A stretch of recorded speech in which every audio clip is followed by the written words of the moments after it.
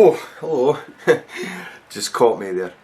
Yeah, welcome to part 3 of the Scarab prototype refurbishment Luthier's Lair series. Series.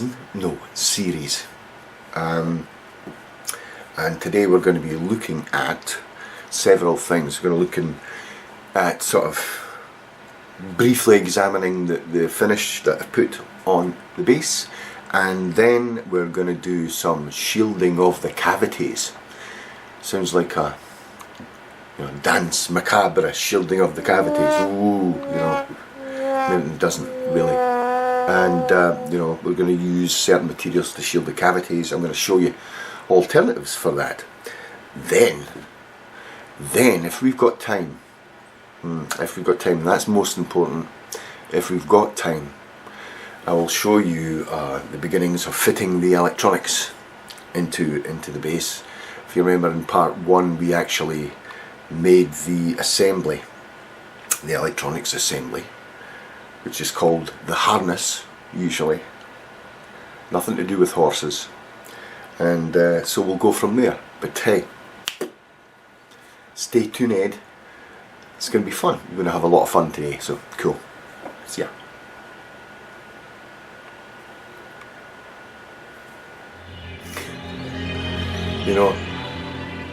Bass players get a really bum rap. Even today, even after all the exploits of people like Stanley Clarke, Victor Wooten, Mark King, Marcus Miller, all these guys still get a bum rap. This guitarist came up to me the other day. It's true, he did. And he came up to me, right? And he said, I got a visit from the devil yesterday. I said, yeah. He said, yeah, I did. It's true. I said, right, it's true. And I said, well, yeah, okay. And he said, yeah. I said, I asked him, I said, hey devil. He said, because that was his name. He said, hey devil, what would it take for you to make me the greatest guitarist the world's has ever seen, 10 times Henrik's, let's say. Mr. Lucifer, Old Nick, the devil, replied, because that's his names as well, he replied, okay, let's give me your soul and we'll talk in the pub over a pint about it, And the guitarist said, well, my soul, that's a lot, and I'm broke as well, so I can't really give you much money. So he said, what do I get for $1? And the devil said, I don't know, I could make you the world's greatest bass player, I suppose. So he's getting out of hospital, I think, in a couple of days. So now we are ready to sort of, after just finishing the finish, as it were. Not yet polished, but I'm going to do that later because I'm still working on the core of the guitar here. We're going to put some shielding in. It's lovely. This is well, I'll explain what this is in a minute. I got a message from my good friend Chris up in Illinois, who saw a picture of my pea green Falcon when I was doing the body on it and stuff, and I just put the shielding in the control cavity, which is on the upper side on the Falcon and has a control plate on it, but it was open, and he said to me, that looks really cool. He said, why did you make a swimming pool with copper in it? Or how did you get the copper in the swimming pool? Which is funny. Well, let me show you this Scarab that's on the make right now. As you can see, look, see that outline? It's like a swimming pool, Well, I thought it was funny. Chris is a funny guy, and I think he knew exactly what he was saying. He's that kind of guy. Well, you use this stuff. Copper tape. Copper tape's great for this. Good for shielding RF, good for shielding out noise. So what we do is we cut pieces to size and just unpeel it like that. Watch it doesn't spring back on itself because it has a nasty habit of doing that. And we just place it in. Well, easier said than done sometimes. Like so. Let's make sure that's kind of even. You can put strips in if you're not that even. I don't like doing that, and then just lightly rub it down there. Okay. Now, you think, oh, that's not it. You know, you're right. Get a pencil eraser and do this to flatten it out. It really works. So the crinkly bits out and makes it nice and smooth. It's a professional looking finish on it. So that if anyone goes to replace their pickups and opens it up, they don't see flaps of copper tape flapping about inside the pickup cavities, or indeed the control cavity, which we're going to do later on. You know, just get that into place. You see that one's not going down very well because I did overcut it. That's okay, you just make an incision here like a surgeon does. Okay, and push that to the side. I'll push this to the side here too, because it's going to bind that as well. Make sure it's all bound together nicely. There you see, looking a bit better there. This helps it stick down though. Just use the pencil eraser to get that in nice and clean. Okay, there you go. Alright, you don't need to polish it up or anything, but it's a good practice to do things right, so give it a little polish up later on. You can actually use a Q-tip or a cotton bud as they call it in the UK. Usually made by a company that I won't speak about anymore, but you get them from other companies. If you catch my drift, you can kind of polish it up with that, and also it'll flatten it out even more, which is really cool. Okay, so that is good shielding. What we'll do then is we'll cut, you know, other strips to put in here, and we'll wrap it right round the interior of the pickup cavity, which is also going to be really cool. Okay, then what we'll do after we're done with that is we'll do the control cavity, which I want to replace this aluminum or aluminium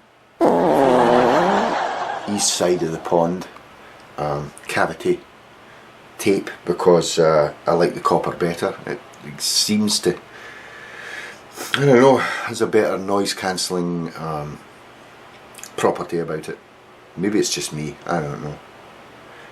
You also get the other stuff I'm going to show you that I used to use, which I know a lot of guitar manufacturers use, and it's this stuff here. This is a brush on conductive paint. Yes indeedy.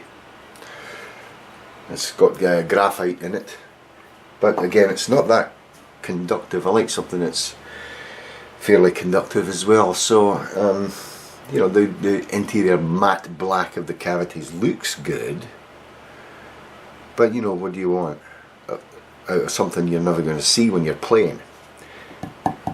Go with the copper tape. It's the best. Okay, it's real cheap as well, so unbelievably so, but it's good. Okay, so that's that.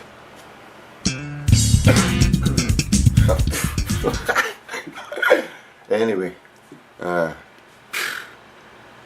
so I was just, you know, ruminating on, you know, I like to play jazz fusion and fusion tracks, you know, funk, stuff like that.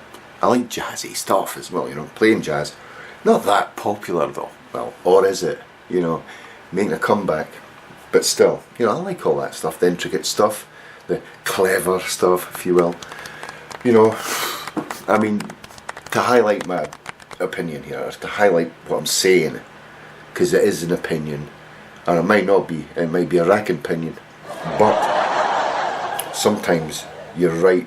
When you're right, sometimes, even sometimes you're not, you know. Because I was in the pub the other day, and wait a minute, oh, that's good.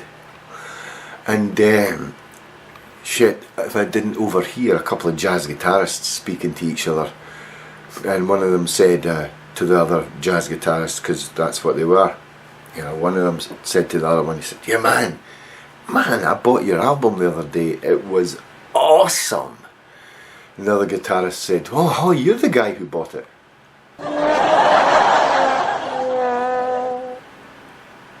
See, I like it, it's good, jazz and funk and fusion. Not that popular down our neck of the woods here in Florida. You got near Nashville and all that sort of stuff, hey, that's where it be, you know. So, you know what, I'm going to go to Wooten Woods or something next year. Philistines.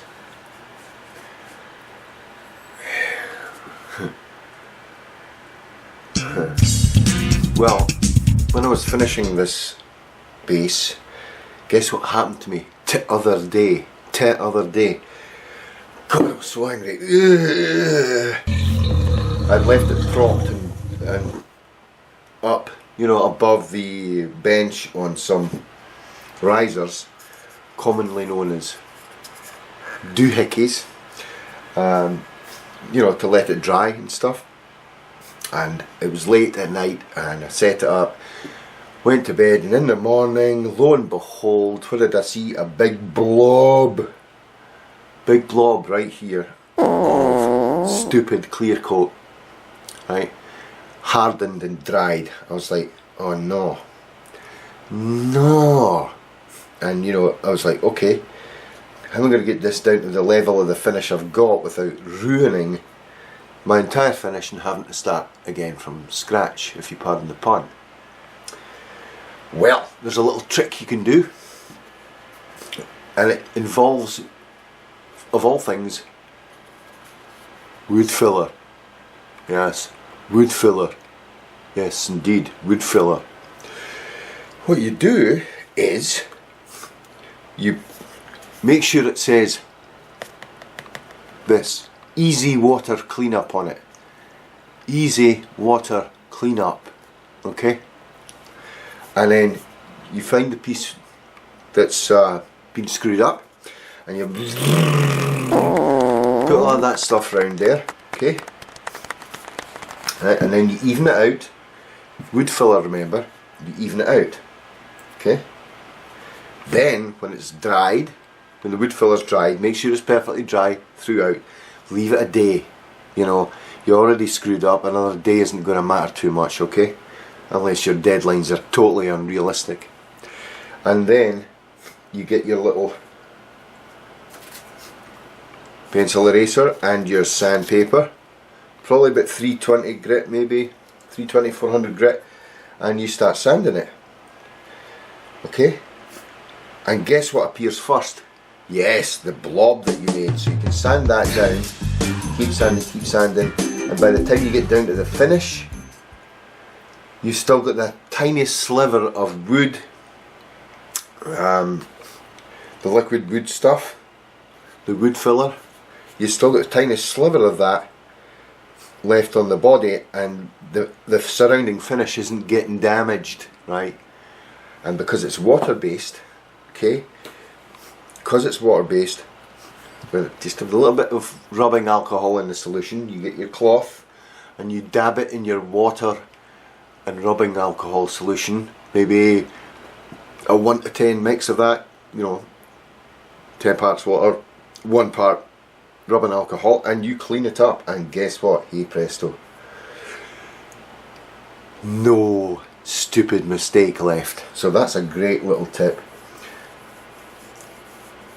And I have to credit, I can't remember his name, great guy, Highline Guitars. He has a YouTube channel, and I got that tip from him. Tremendous tip, because I keep doing that sort of stupid shit because I work too long and then I get tired and I'm not cognizant anymore. So that's a silly thing to do, you know when you're kind of tired and beat for the day, and try and relax. Easier said than done, especially when you've got a deadline. I mean, in my day job we've got an awful deadline coming up. I write, actually my day job is writing software, and I write medical software, and we're going to do a big test basically for certification on December 3rd, and we're cramming right now. I get maybe 2 or 3 hours a week now just to do guitars, and that's it until after this. So I'm making the most of my time and speaking to you guys, and then after that it'll be back to logging in from home over the weekend and finishing off my day job work, so I can still be happy, right, and feed myself and all that stuff. So I thought you'd like that little tip. That's a cool little tip, and one that came in very handy for me along the way in many occasions. So